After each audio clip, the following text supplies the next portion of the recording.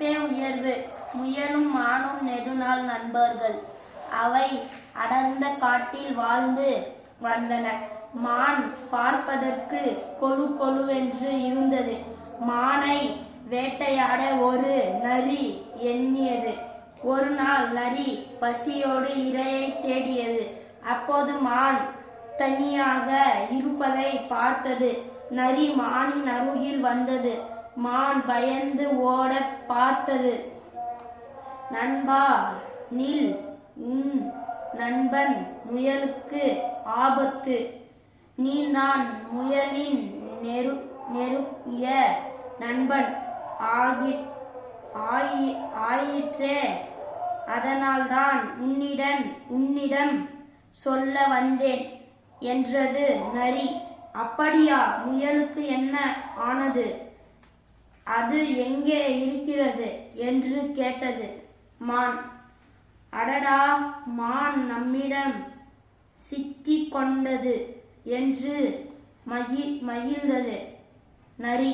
மானை முதலில் அதன் இடத்திற்கு அழைத்து சென்றுவிட வேண்டும் என்று நினைத்தது நரி. வா, உன்னை அழைத்து செல்கிறேன் என்று கூறி வேகமாக நடக்க தொடங்கியது. மானும் பின்தொடர்ந்தது. இவை செல்வதை முயல் பார்த்துவிட்டது. நரியுடன் மான் பதற்றமாக செல்கிறதே. நரி மானை ஏமாற்றி அழைத்து செல்கிறதோ என்ற சந்தேகம் முயலுக்கு எழுந்தது.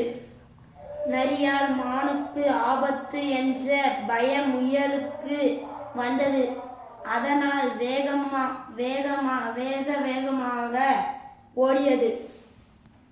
முயல் வருவதை நரி பார்த்துவிட்டது. முயலை மான் பார்க்க கூடாது என்பதற்காக வேகத்தை அதிகரித்தது.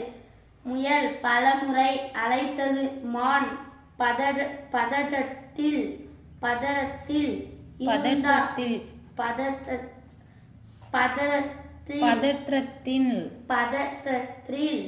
இருந்தால் அழைத்தது.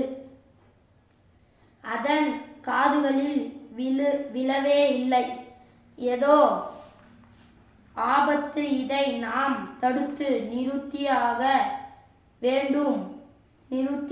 வேண்டும் என்று நினைத்தது முயல். அதனால் எவ்வளவு முடியுமோ அவ்வளவு வேகமாக